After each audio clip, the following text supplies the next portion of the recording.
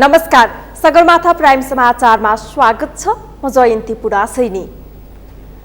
नमस्कार, म मेनुका श्रेष्ठ। सुरुमा प्रमुख समाचार।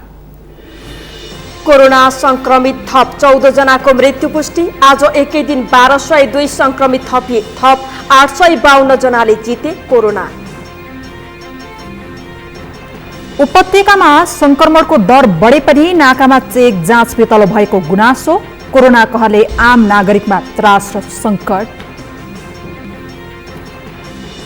भक्तपुरमा एकै परिवारका 3 जनाको रहस्यमय मृत्यु। परिवार नै सखाफ। श्रीमती र छोराको हत्या गरेर आत्महत्या गरेको हुन सक्ने प्रहरीको अनुमान। वन्य जन्तुले खाद्य बाली भित्राउन नदिँदा बर्दियाको सिङ्गो गाउँ नै बेसार खेती गर्दै। चितुवाको आक्रमण बढेपछि म्याग्दीवासी त्रसित। र इङ्ल्यान्ड विरुद्धको पहिलो एकदिवसीय क्रिकेटमा अस्ट्रेलिया 19 रनले विजयी। 3 खेलको सिरिज अन्तर्गत दोस्रो एकदिवसीय खेल आइतबार हुने।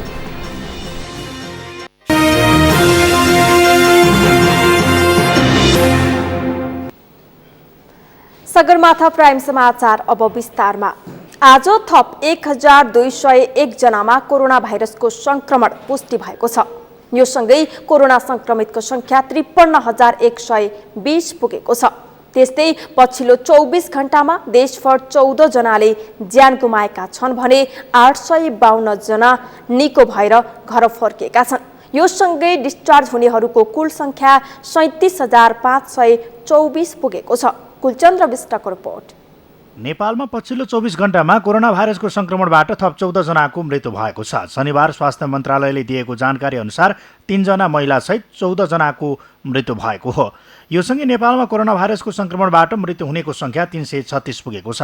मृत्यु हुनेमा पर्सा, काठमाडौँ र तनहुका महिला छन्।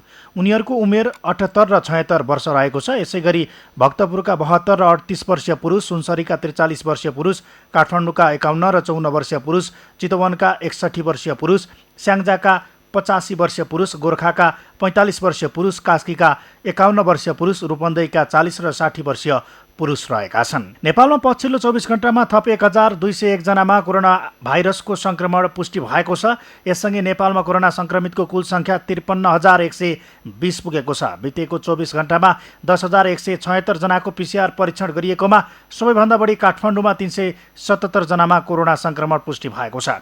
मन्त्रालयले दिएको जानकारी अनुसार यो अवधिमा 852 जना निको भएर घर फर्किएका छन्। यो सँगै कोरोना निको भई डिस्चार्ज हुनेको कुल संख्या 37,524 पुगेको छ।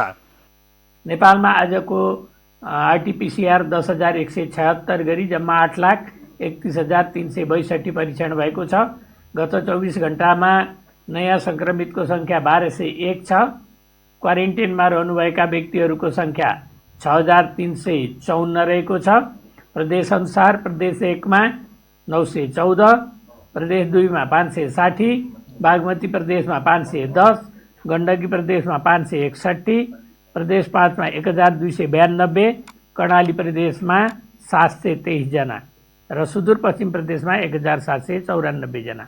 कोभिड-19 संक्रमण मुक्त भई गत 24 घण्टामा डिस्चार्ज हुनुहुनेहरू 852 जना हुनुहुन्छ। आजसम्म डिस्चार्ज हुनुहुने जम्मा 37,524 जना। प्रदेश अनुसार प्रदेश 1 मा 3,390, 2 मा 10,523, बागमती प्रदेशमा 6,820, गण्डकी प्रदेशमा 2,179, प्रदेश 5 मा 6,312, कर्णाली प्रदेशमा 2,484 र सुदूरपश्चिम प्रदेशमा 5,796 जना। कोभिड-19 संक्रमण मुक्त हुने दर 70.6% छ। हाल आइसियुमा 160 जना र भेन्टिलेटरमा 24 कोरोना संक्रमित रहेका छन्। प्रदेश 1 मा 5, प्रदेश 2 मा 9, बागमती प्रदेशमा 109, गण्डकी प्रदेशमा 6, प्रदेश 5 मा 22 र कर्णाली प्रदेशमा 9 कोरोना संक्रमितको आइसियुमा उपचार भइरहेको छ। मन्त्रालयका अनुसार बागमती प्रदेशमा 109 र प्रदेश 5 मा 2 र सुदूरपश्चिम प्रदेशमा 1 जना कोरोना संक्रमित भेन्टिलेटरमा रहेका छन्। सगरमाथा टेलिभिजनका लागि कुलचन्द्र विष्ट, काठमाडौँ। कोरोना संक्रमण जितेका स्वास्थ्य तथा जनसङ्ख्या मन्त्रालयका कर्मचारीले बेसार पानी र गुर्जो खाएर कोरोना मुक्त भएको बताएका छन्। शनिबार स्वास्थ्य मन्त्रालयको नियमित पत्रकार सम्मेलनमा बोल्दै मन्त्रालयका कर्मचारी शिवहरि आचार्यले बेसार पानी, गुर्जो, अदुवा लगायतका घरेलु औषधिबाट कोरोना संक्रमण जितेको बताउनु भएको हो। उहाँले आफू मन्त्रालयको काममा विभिन्न कार्यालयहरूमा हिँडडुल गर्दा आफूमा कोरोना संक्रमण भएको पनि उल्लेख गर्नुभयो। आचार्यले कोरोना पुष्टि भएपछि परिवारसँग छुट्टै रहेर होम आइसोलेसनमा बसेको बताउनुभयो। कोरोना पुष्टि भएको 16औं दिनमा आफ्नो कोरोना परीक्षणको रिपोर्ट नेगेटिभ आएपछि 21 दिनसम्म बसेको र कोरोना जितेर आफू कार्यालयको नियमित कार्यमा फर्किएको उहाँले बताउनुभयो। जो अदुवा, लसुन यस्ता खालका घरायसी घरेलु औषधिहरू चाहिँ सेवन गरेर चाहिँ मैले आज कोरोनालाई जितेको छु र 16औं दिनमा मैले कोरोना पुनः परीक्षण गर्दाखेरि मेरो कोरोनाको रिपोर्ट नेगेटिभ आउँछ। त्यो नेगेटिभ आउँदाखेरि म यति खुसी हुन्छु र नेगेटिभ आइसक्दा पनि मैले आफ्नो घर परिवारहरूमा चाहिँ गएर छुनी यताउति केही पनि गरेँ। यस्तै कोरोना जितेका स्वास्थ्य सेवा विभागमा कार्यरत सवारी चालक उत्तर कुमार काफ्रेले आफूमा लक्षण नभएकाले आफूले सजिलै कोरोना जितेको बताउनुभयो। कोरोना लागेका व्यक्तिलाई समाजबाट हेलाको भावले हेर्ने गरेको र उनीहरूका परिवारप्रति नराम्रो घटना हुने गरेको भन्दै यस्ता घटनाले बिरामीलाई मानसिक तनाव हुने उहाँको भनाइ छ। आफन्त र समाजबाट हेलाको भावले हेर्ने गरेको र उनीहरूका परिवारका सदस्यहरूप्रति नराम्रो व्यवहार गर्ने गरेको थुप्रै घटनाहरू हाम्रो समाजमा देखिन्छन्। यसले गर्दा बिरामीलाई थप मानसिक तनाव हुन गई उसको मनोबल कम भएर रोगसँग लड्न गाह्रो हुन्छ। यस्ता व्यवहार कसैले कसैप्रति नगर्नु हुन म सबैसँग अनुरोध गर्दछु। काफ्लेले संक्रमण नदेखेकाहरूमा भोलि संक्रमण हुन सक्ने भएकाले कोरोनाबाट बस्न सबै सचेत हुनुपर्ने पनि बताउनुभयो।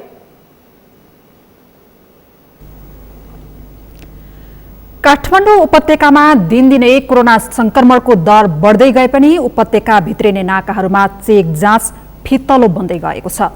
4 महिना लामो लकडाउनको अन्त्य भएपछि जारी भएको निषेधाज्ञा 22औं दिनपछि केही खुकुलो भएको छ। नाकाहरूमा पनि चेक जाँच फितलो बन्दै गएको छ। विगतभन्दा निषेधाज्ञापछि केही कडाई गरिएको चेक जाँच निषेधाज्ञा खुकुलो भएसँगै फितलो बन्दै गएको छ।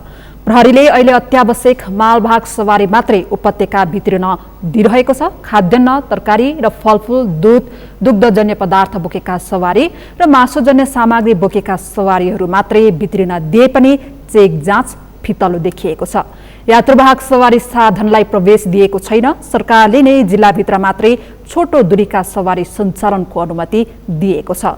लामो दूरीका सवारी सञ्चालनको मिति अझै तय भएको छैन।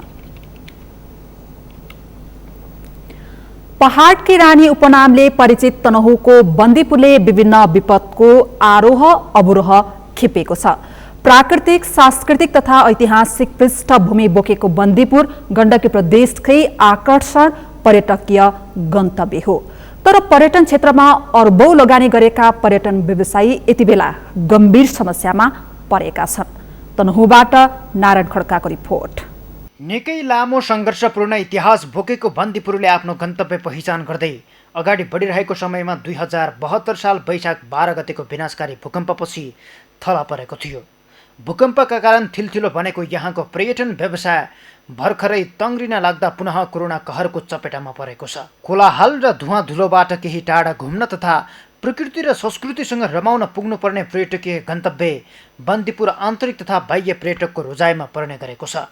भक्तपुरे शैलीमा निर्माण गरिएका घरहरू, सुन्दर हिम श्रृङ्खला, सूर्योदय सूर्यास्तसम्मको दृश्य अवलोकन यहाँबाट गर्न सकिन्छ र नेवारी कला संस्कृतिसँग रम्न पाइने पर्यटकीय गन्तव्य बन्दीपुर अहिले कोरोना कहरको चपेटामा छ।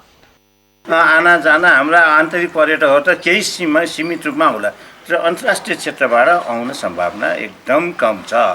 यसले टाइम लाग्छ। अब कसरी बाँच्ने त भन्नाले अब हाम्रो यहाँ औद्योगिक क्षेत्र पनि होइन।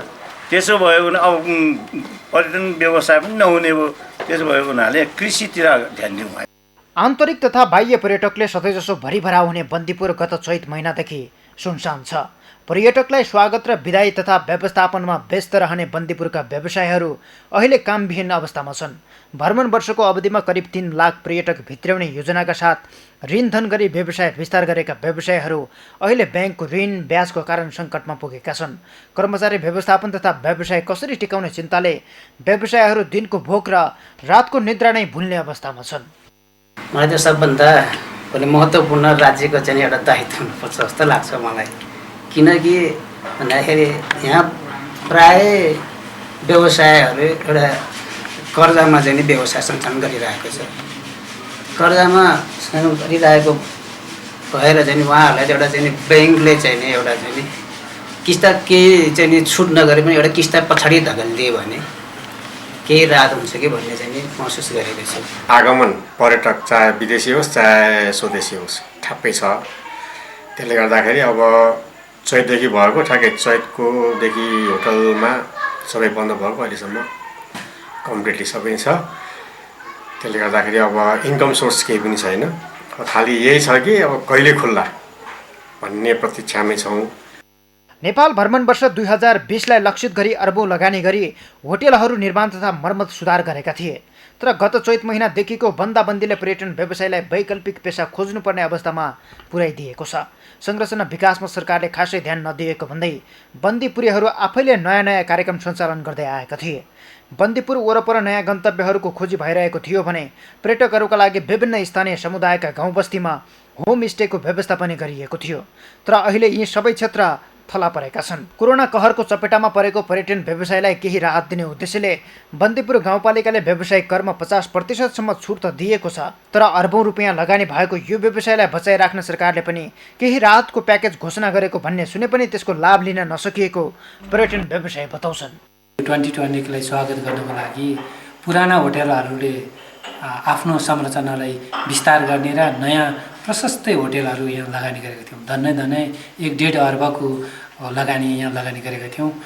नेपाल सरकारले यसको लागि केही न केही राहत प्याकेजहरू घोषणा गर्नुपर्ने थियो र त्यसमा केही राहत प्याकेजहरू घोषणा गरेको हामीले सुनेका छौँ र प्रत्यक्ष रूपमा हामीले अनुभूति गरेका छैनौँ र हामीले प्रत्यक्ष रूपमा लाभ लिन सकिरहेका अवस्था छैन।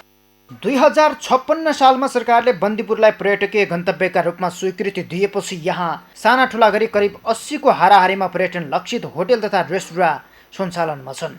यी होटेल व्यवसायमा करिब 300 जना भन्दा बढीले प्रत्यक्ष रोजगारी समेत पाएका थिए।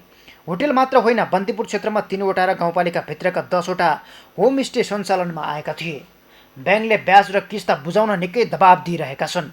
यो विषम परिस्थितिमा व्यवसाय टिकाइराख्नका लागि सरकारले ब्याङ्कको ब्याज तथा किस्ता भुक्तानीको समय सीमामा सहजीकरण गरिदियोस् भन्ने अपेक्षा व्यवसायहरूको छ। सगरमाथा टेलिभिजनका लागि तनहुँबाट नारायण खड्काको रिपोर्ट। वरिष्ठ नेता माधव कुमार नेपालको आलोचनात्मक टिप्पणीका बीच सत्तारूढ नेकपाको लामो समयदेखि जारी विवाद मिलेको छ। कार्यकारी अध्यक्षको जिम्मेवारी प्रचण्डलाई दिने र सरकारको पूर्ण जिम्मा प्रधानमन्त्री केपी शर्मा ओलीलाई दिने समझदारीसँगै विवाद साम्य भएको हो। विभाजनकै संघारमै पुगेको भनिएको नेकपा विवाद समाधान भएसँगै सरकारको काम पनि प्रभावकारी हुने अपेक्षा लिएको छ। अमृतराज काफ्लेको रिपोर्ट। शुक्रबार बसेको नेकपा स्थायी कमिटी बैठकले नेकपाभित्र जारी विवाद समाधान गर्ने नेकपा कार्यदलले गरेको सिफारिस अनुसारै निर्णय गर्दै सकिएको थियो। स्थायी कमिटी बैठकमा नेकपा विवाद समाधानका लागि गठन गरिएको कार्यदलले तयार गरेको प्रतिवेदनका विषयमा छलफल भएको थियो। पार्टी विभाजनको निष्कर्ष निकालेको त्यही स्थायी कमिटी बैठकले अन्तिममा पार्टी एकता जोगाउँदै विवाद समाधान गर्ने निर्णय गरेको हो। नेकपा कार्यदलले तयार गरेको प्रतिवेदन अनुसारकै अध्यक्षहरूको कार्य विभाजनलाई थप स्पष्ट पार्ने निर्णय स्थायी कमिटीको छ। पार्टी अध्यक्ष एवं सम्माननीय प्रधानमन्त्री कमरेड केपी शर्मा ओलीले सरकारमा केन्द्रित भएर अगाडि बढ्ने र सरकारको सञ्चालन प्रभावकारी ढङ्गले अगाडि बढाएर त्यसलाई सफल पार्ने कार्यको नेतृत्व गर्ने र अध्यक्ष कमरेड प्रचण्डले कार्यकारी अधिकारसहित पार्टी कामको नेतृत्व गर्नुहुने पनि कार्यविभाजन भएको छ। स्थायी कमिटीमा छलफल भइरहँदा वरिष्ठ नेता माधव कुमार नेपालले भने आलोचनात्मक टिप्पणी स्थायी कमिटीमै राखेका छन्। दुई अध्यक्षले पार्टी सञ्चालन गर्ने स्पष्ट भए पनि पार्टी एकताको स्पिरिट अनुसार काम अघि बढ्नुपर्ने नेता नेपालको निष्कर्ष छ। कार्यदलले सहमतिको महाधिवेशन गर्न सिफारिस गरे अनुसारै स्थायी कमिटीले समेत सहमतिको महाधिवेशन गर्ने विषयमा निष्कर्ष निकालेको छ। तर नेपालले राखेको टिप्पणी भने पार्टी महाधिवेशन प्रतिस्पर्धा मार्फत हुनुपर्ने र नयाँ पुस्ताका लागि समेत बाटो खुला राख्नुपर्ने उल्लेख गरिएको छ। नेता नेपालले विवाद समाधानका लागि भएको पहललाई सकारात्मक रूपमा लिएको देखिएको भए पनि आगामी महाधिवेशनका बेला भने सहमतिको वा प्रतिस्पर्धाको हुने भन्ने विषयमा बहस सुरु हुने देखिएको छ। अहिलेकै अवस्थाअनुसार सहमतिको महाधिवेशन भनिएपछि अध्यक्ष प्रचण्ड नै सर्वसम्मत रूपमा नेकपाको अध्यक्ष बन्ने अपेक्षाका बीचमा प्रतिस्पर्धाकै महाधिवेशन हुँदा भने नेतृत्व कसको हुने भन्नेमा बहस सुरु हुने देखिएको हो। पार्टीभित्रको विवाद पदका लागि नभएको बताइए पनि स्थायी कमिटीपछि मन्त्रीमण्डल हेरफेर गर्ने तयारी सुरु भएपछि भने विवाद पदकै लागि भएको भन्ने टिप्पणीकर्ताहरूलाई बल पुग्ने समेत देखिएको छ। सगरमाथा टेलिभिजनका लागि क्यामेरामा सुरेन्द्र राउतका साथमा अमृत राज काफले, काठमाडौँ। सगरमाथा प्राइम समाचारमा अब एकैछिन विश्रामपछि भक्तपुरमा एकै परिवारका 3 जनाको रहस्यमय मृत्यु, श्रीमती र छोराको हत्या गरेर आत्महत्या गरेको हुन सक्ने प्रहरीको अनुमान। पहिरोले भोजपुरको सडानन्द नगरपालिकामा क्षति, बजार क्षेत्रको जमिन बग्न थाल्यो, जोखिम बढ्दा सर्वसाधारण त्रासमा। र वन्यजन्तुले खाद्य बाली भित्राउन नदिँदा बर्दियाको सिङ्गो गाउँ नै बेसार खेती गर्दै चितुवाको आक्रमण बढेपछि म्याग्दीवासी त्रसित।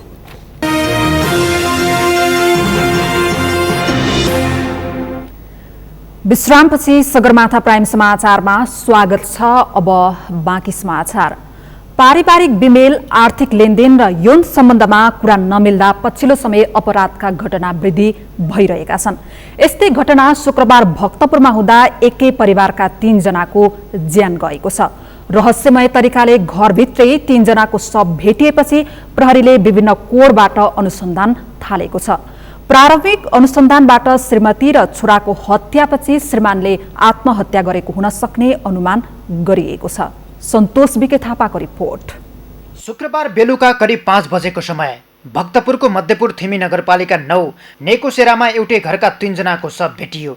आफ्नै 4 तले घरमा बसोबास गर्दै आएका 36 वर्षीय सुदीप अधिकारी, उनकी 34 वर्षीय श्रीमती सम्झना पाण्डे अधिकारी र 15 वर्षीय छोरा सुशान्त अधिकारीको शव घरको पहिलो, दोस्रो र तेस्रो तलामा भेटिएको हो। भेटिएका शवमध्ये सम्झना र सुशान्तको शव सडेको अवस्थामा थियो भने सुदीपको केही ताजे अवस्थामा फेला परेको हो। घटना भएको थाहा पाए लगत्तै प्रहरीको महानगरीय अपराध महाशाखा, केन्द्रीय अनुसन्धान ब्युरो CIB र महानगरीय प्रहरी परिसर भक्तपुरको टोलीले अनुसन्धान थालेको छ। शनिबारसम्म अनुसन्धानकै प्रक्रियामा रहेको घटना हत्या कि आत्महत्या भन्नेमै अल्झिएको छ। दुईटा लासको प्रकृति कुहिएको, टाउकोमा अलिकति चोटहरू देखियो भने अब माथि चाहिँ भेटेको लास चाहिँ केही पनि नभएको, कतै पनि चोटसट नभएको, तर भोमिटिङ गरेको र यो लगाएको लुगामा चाहिँ रातो रातो ताता रगतहरू चाहिँ भेटियो। यही हो यसको। र बाहिरबाट कोही प्रवेश गर्न सकेको अवस्था पनि त्यहाँ छैन, कुनै लुटपाट भएको योजना पनि त्यहाँ छैन। स्थानीयका अनुसार छरछिमेकी र समाजमा खासै घुलमिल नहुने यो परिवारले घरकै भुइँतलाको सटरमा किराना पसल सञ्चालन गर्दै आएको थियो। तर लकडाउनले लामो समयदेखि पसल बन्द हुँदा स्थानीयहरू पनि खासै यो परिवारसँगको सम्बन्धमा थिएनन्। आउँदा उनीहरू त आउँदैन थियो। हामी चाहिँ पसलबाट कोही किराना पसल छ अनि त्यहाँ सामान चाहिँ लिन जान्थ्यौँ। त्यो पनि पसल सधैँ खोल्दैन थियो कि कहिले कहिले मात्रै खोल्थ्यो। घटनाको वास्तविकता बुझ्नका लागि हामी अहिले घटना भएकै स्थान नेकोसेरामा आइपुगेका छौँ र यही 4 तले घर हो जहाँ चाहिँ हिजो बेलुका शव भेटिएको थियो। आमा र छोराको शव सडेको अवस्थामा र बुवाको केही समयपछि हत्या भएको हुन सक्ने या त उनले स्वयं आत्महत्या गरेको थिए भन्ने विषयमा चाहिँ अहिले अनुसन्धान भइरहेको छ। तर त्यो शव भेटिसकेपछि अहिले नेपाल प्रहरीले त्यसको अनुसन्धान थालेको छ भने घटनास्थल यही 4 तले घरमा भएको थियो। घटनाको प्रारम्भिक अनुसन्धानमा श्रीमान, श्रीमती र एक छोराको हत्या भएको जुन घटना छ, यसमा चाहिँ श्रीमानले श्रीमती र छोराको हत्या गरिसके पश्चात आफ्नो आत्महत्या गरेको भन्न सक्ने खालको प्रारम्भिक अनुसन्धानमा देखिएको छ। तर यसको पुष्टि हुन भने बाँकी छ। भक्तपुर स्थित एक औषधि कम्पनीमा काम गरेका सुदीप विगत 1 वर्षदेखि बेरोजगार थिए। सधैँजसो मदिरा सेवन गर्ने बानीका कारण उनको परिवारमा सधैँजसो विवाद उत्पन्न हुने गर्दथ्यो। सुदीपले केही समय अघि माइतीबाट 2 लाख ऋण लिएको भए पनि आजसम्म नतिरेको माइती पक्षले प्रहरीलाई जानकारी दिएका छन्। पारिवारिक विमेल र आर्थिक लेनदेनले पनि झमेलामा रहेका सुदीपले छोरा र श्रीमतीको हत्या पश्चात आफूले विष सेवन गरेर आत्महत्या गरेको हुन सक्ने घटनास्थल र भेटिएका प्रमाणले पुष्टि गर्न खोजेका छन्। काम नगर्ने अनि अब ऋणै ऋण भएपछि त्यहाँ कुनै उभो, तर पनि के हो भन्दा यस्तो हत्या जस्तो कुरो जघन्य अपराध घट्नु नपर्ने घटना परिवारै एउटा सखाप भएको अवस्था देखियो। त्यो चाहिँ एउटा गम्भीर विषय हो र त्यसमा चाहिँ अब एउटा तत्कालका मनमुटाव, रिसिभ, द्वेष र आर्थिक यही गरिबी भनौँ न, यो ब्याज यिनीहरूका कुराहरूबाट होला जस्तो चाहिँ नि मलाई लाग्छ। घटनापछि 3 जनाकै शव पोस्टमार्टम गरेर अन्तिम संस्कार गर्न आफन्तलाई जिम्मा लगाइएको छ। उनीहरूसँगै मृत भेटिएको कुकुरको शवलाई पनि भेटनरी विशेषज्ञले पोस्टमार्टम गरेका छन्, तर उनीहरूको पोस्टमार्टम रिपोर्ट भने सार्वजनिक गरिएको छैन। तर घटनाको प्रकृति र घरको अवस्था हेर्दा कुनै तेस्रो व्यक्तिभन्दा सुदीप आफैले छोरा र श्रीमतीको हत्या पश्चात आत्महत्या गरेको हुन सक्ने प्रारम्भिक अनुसन्धानमा देखिए पनि घटनाको वास्तविकता रहस्यको गर्भमै छ। सगरमाथा टेलिभिजनका लागि क्यामेरामा उत्सव वाग्लेका साथमा सन्तोष बिके थापा, काठमाडौँ। मुस्लिमहरूको मोहरम पर्वलाई लिएर जनकपुरमा 2 पक्षबीच झडप भएको छ। झडपलाई नियन्त्रणमा लिन प्रहरीले अश्रु ग्यास प्रहार गरेको छ। जनकपुर धाम उपमहानगरपालिका 20 देवपुरा रूपैठामा 2 पक्षबीच आज झडप भएपछि प्रहरीले 7 राउन्ड अश्रु ग्यास प्रहार गरेको जिल्ला प्रहरी कार्यालय धनुषाले जनाएको छ। मुस्लिमहरूको मोहरम पर्व सम्बन्धमा सामाजिक सञ्जालमा भएको टिप्पणीका विषयमा दुवै पक्षबीच झडप भएपछि उग्र रूप लिएपछि स्थिति नियन्त्रणमा लिन प्रहरीले अश्रु ग्यास प्रहार गर्नु परेको प्रहरीले बताएको छ। 2 समूह तित्तर-बित्तर भएको र थप विवाद हुन नदिन प्रहरी परिचालन गरिएको जिल्ला प्रहरी कार्यालय धनुषाले जनाएको छ।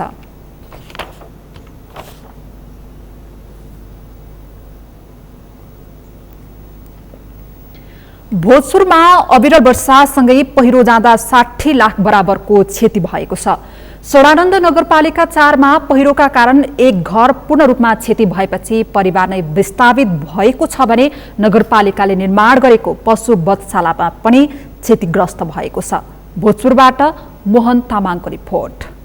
वर्षासँगै गएको पहिरोले भोजपुरको सडानन्द नगरपालिका 4 स्थित दिङला बजार क्षेत्रमै उत्तर कुमार राईको घर भत्किँदा 40 लाख बराबरको क्षति भएको छ।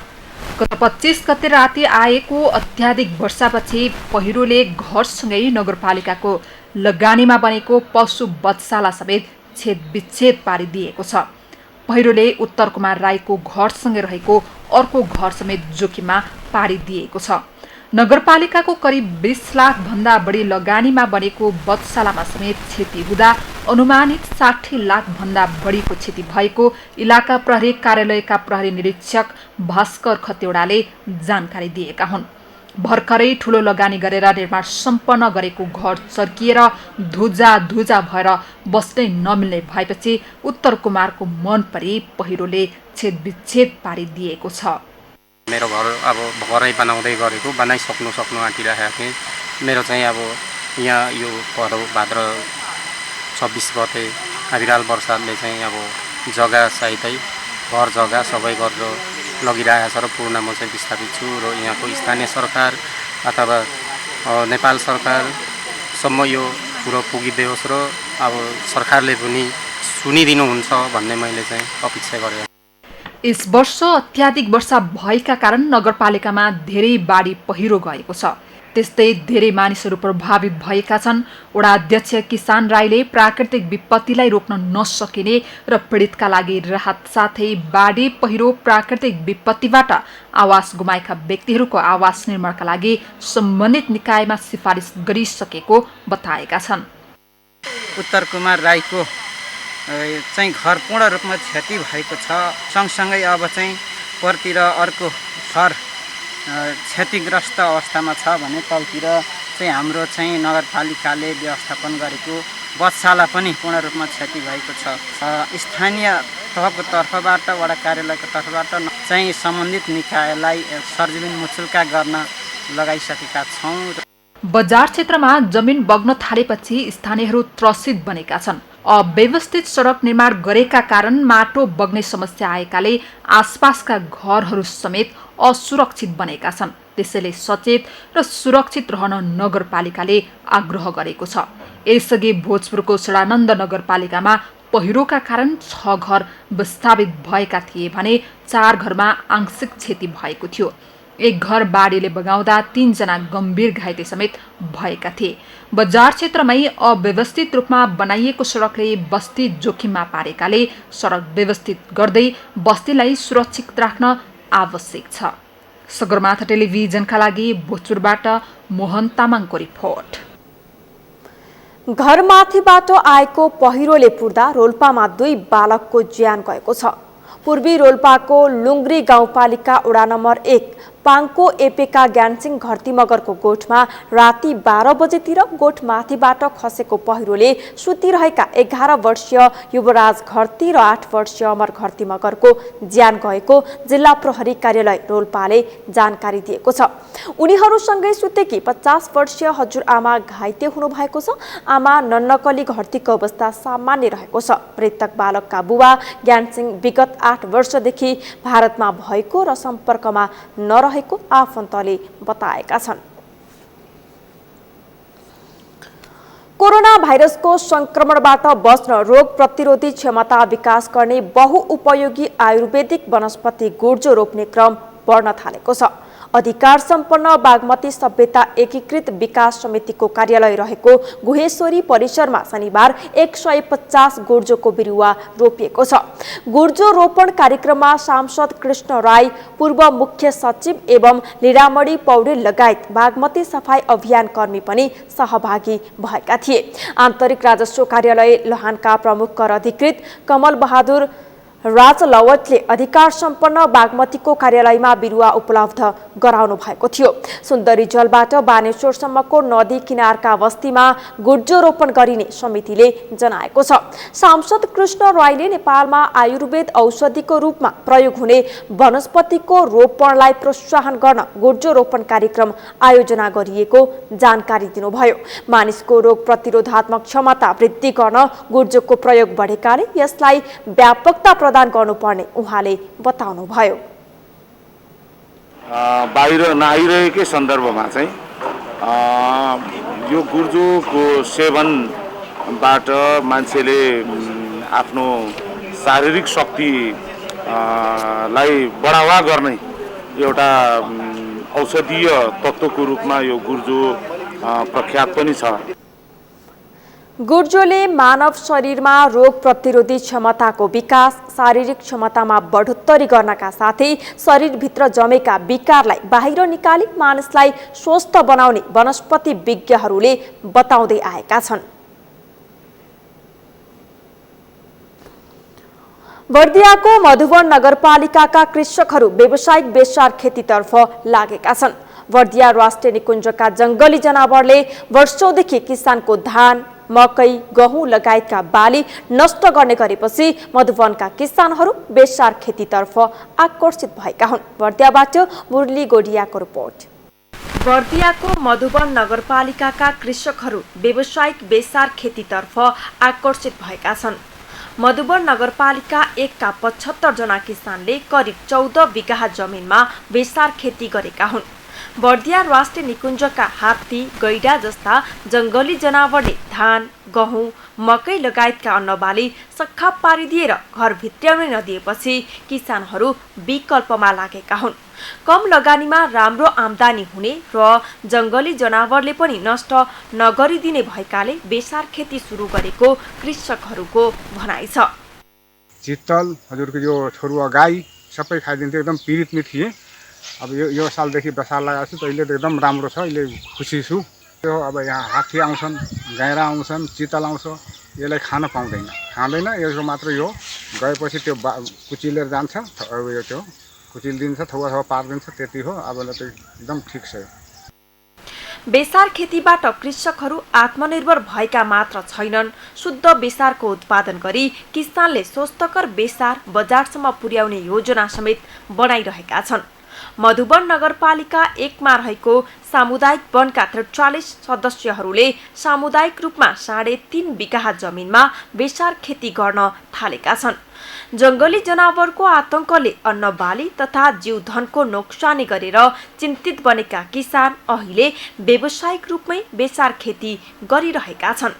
43 जना सदस्यहरूले चाहिँ खेती गरिरहेको अवस्था छ र अहिले यो दलित महिला उत्थान सङ्घले यो बिउ चाहिँ सहयोग गरेर झन् बिउ चाहिँ खेती गरिरहेका छौँ र आगामी दिनमा यो खेती गर्न निमित्त चाहिँ अब नगरपालिकाले चाहिँ मसिनहरूको उपलब्ध गराइदिने चाहिँ भने एउटा प्रतिबद्धता चाहिँ गर्नु छ यहाँले पनि। मधुवन नगरपालिकाले नगर क्षेत्रलाई बेसार खेतीको पकेट क्षेत्र बनाएको छ। नगरपालिकाको पकेट क्षेत्र विस्तार योजना अनुसार मधुवन नगरपालिकामा थप बेसार खेती गर्ने योजना अगाडि सारेको छ। बर्दिया राष्ट्रिय निकुञ्जका हात्ती, गैडा जस्ता जंगली जनावरले धान, गहुँ, मकै लगायत खेती नोक्सानी पार्ने हुनाले पनि कम लगानीमा राम्रो आम्दानी र जनावरको आतंकले पनि नोक्सान नहुने भएकाले पनि त्यसतर्फ आकर्षित गर्न लागि छ। लगभग हामीले चाहिँ 15-20 बिघामा चाहिँ हामीले एरिया विस्तार गर्ने उद्देश्यका साथ अगाडि बढेका हौँ। अहिले 12-13 बिघामा छ र संस्थाको तर्फबाट चाहिँ अहिले बिउ र उहाँलाई तालिम र केही चाहिँ वस्तुगत सेवाहरू पनि पाइएको छ भने हामीले कृषि शाखाले चाहिँ उहाँहरूलाई तपाईँको पकेट क्षेत्र बनाउनका लागि चाहिँ पहल गरिरहेका छौँ। यो आर्थिक वर्षमा हाम्रो मधुवनमा 10वटा पकेट छ, जसमध्ये एउटा चाहिँ बेसारको 15 बिघामा पकेट बनाउने। लुथन वर्ल्ड रिलिफको आर्थिक सहयोगमा दलित महिला उत्थान संघद्वारा सञ्चालित आर्थिक सशक्तिकरणका लागि सिप तथा उद्यमशीलता विकास परियोजनाले हाल किसानलाई बिउ दिई सहयोग गरेको छ। निकुञ्ज क्षेत्रमा बसोबास गर्दै आएका कैयौं किसानहरू जंगली जनावरको आतंकले वर्षौंदेखि अन्नबाली भित्र्याउन पाएका छैनन्। त्यसैले त्यस क्षेत्रका किसानहरूका लागि स्थानीय सरकारले वैकल्पिक खेतीको आधार तय गर्न आवश्यक छ। सगरमाथा टेलिभिजनका लागि बर्दियाबाट मुरली गोडियाको रिपोर्ट। सगरमाथा प्राइम समाचारमा एकैछिन विश्रामपछि कोरोनाका कारण विश्वभर 9,20,500 बढीको मृत्यु, संक्रमितको संख्या 2,86,49,000 भन्दा बढी। र इङ्ल्यान्ड विरुद्धको पहिलो एक दिवसीय क्रिकेटमा अस्ट्रेलिया 19 रनले विजयी। 3 खेलको सिरिज अन्तर्गत दोस्रो एक दिवसीय खेल आइतबार हुने।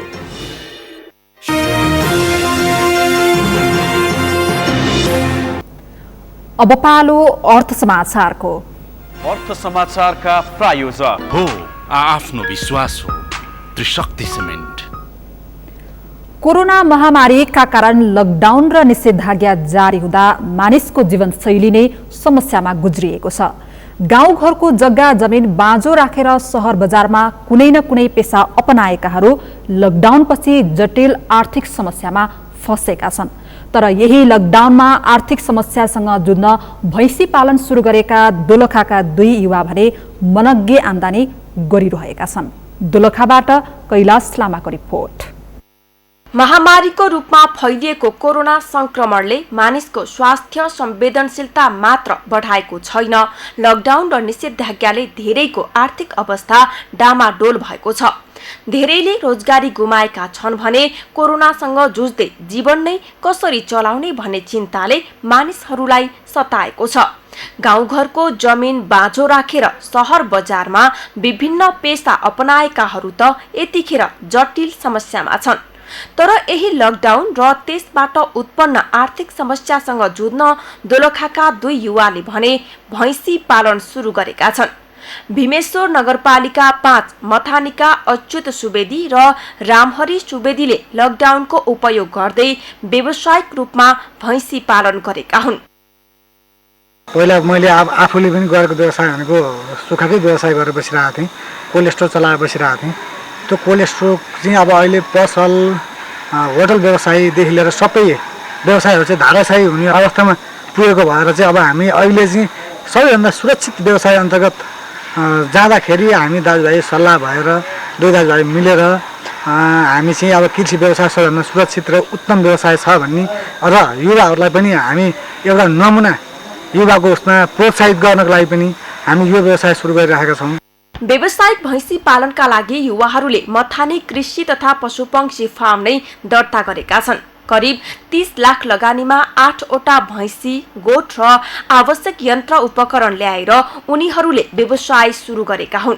घाँसपातको लागि करिब 100 रोपनी जग्गा व्यवस्था गरेका युवाहरूले सामुदायिक वनसँग समेत समन्वय गरेका छन्। फार्मबाट अहिले दैनिक 50 लिटर दूध उत्पादन भइरहेको छ। गत असारबाट सुरु गरेको यो व्यवसायबाट मासिक 1.5 लाख आमदानी भइरहेको छ भने 4 जनाले प्रत्यक्ष रोजगारी समेत पाएका छन्। उत्पादित दूध चरीकोटका होटल, कार्यालय र घर घरमा पुग्ने गरेको छ। दूधको फ्याट नझिकिने र गुणस्तरमा सम्झौता नगर्ने भएकाले दूधको माग पनि अझ बढेको छ। सुरुवाती चरणमा 30 लाख लगानी भए पनि बढाउँदै 60 लाख पुर्याएर 20 वटा भैँसी बनाउने र दैनिक 10 भैँसीबाट दूध उत्पादन गर्ने लक्ष्य राखिएको छ। के गर्ने त, यो खाली समयलाई चाहिँ कसरी उपयोग गर्ने भन्ने खालको चाहिँ एक प्रकारको मनमा आयो। अब हामी आफू दाजुभाइहरूले चाहिँ एउटा प्लानिङ गरेर ल नेपाल सरकारले पनि कृषिलाई अलिकति प्रायोरिटी दिएको र यो चाहिँ अब भोलिको दिनमा पनि कृषि नै चाहिँ हाम्रो एउटा चल्ने आधार चाहिँ कृषि नै हो भन्ने खालको एउटा मनमा एक प्रकारको उत्साहको कारणले गर्दाखेरि अहिले हामी भैँसी पालनबाट सुरु गरेका छौँ। यसका साथसाथै भोलि फलफुल, तरकारी, नगदे बालीहरूलाई पनि हामीले कोसिस गरिरहेछौँ। विगतमा जिल्लामा कृषि उत्पादनको नाममा करोडौं लगानी भएको छ, तर तिनको उपलब्धिको लेखाजोखा समेत आजसम्म हुन सकेको छैन। कोरोना संक्रमणले अन्य व्यापार व्यवसाय असुरक्षित भएकोले मानिसको आधारभूत आवश्यकता भित्र पर्ने कृषि उपज उत्पादनमा यतिखेर युवाहरू स्वस्फूर्त लागेका छन्। कृषि प्रधान देश नेपालमा संक्रमणबाट थिलथिलो भएको अर्थतन्त्र उकास्ने अन्तिम विकल्प भनेकै कृषि क्षेत्र हो। त्यसैले राज्यले कृषि अनुदानलाई दलका कार्यकर्ता पाल्ने माध्यम बनाउन छोडी कृषि क्षेत्रमा लाग्ने वास्तविक कृषकलाई अनुदान र प्राविधिक सहयोग गर्न आवश्यक छ। सगरमाथा टेलिभिजनका लागि दोलखाबाट कैलाश लामाको रिपोर्ट। यो सँगै हामी सगरमाथा प्राइम समाचारको अन्त्यमा छौं। अन्त्यमा प्रमुख समाचार फेरि एकपटक। कोरोना संक्रमित थप 14 जनाको मृत्यु पुष्टि।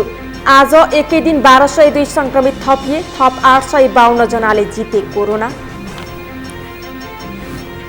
उपत्यकामा संक्रमणको दर बढे पनि नाकामा चेक जाँच फितलो भएको गुनासो। कोरोना कहले आम नागरिकमा त्रास र संकट। भक्तपुरमा एकै परिवारका 3 जनाको रहस्यमय मृत्यु। परिवारले सखाप श्रीमती र छोराको हत्या गरेर आत्महत्या गरेको हुन सक्ने प्रहरीको अनुमान। वन्य जन्तुले खाद्य बाली भित्राउन नदिँदा बर्दियाको सिङ्गो गाउँ नै बेसार खेती गर्दै।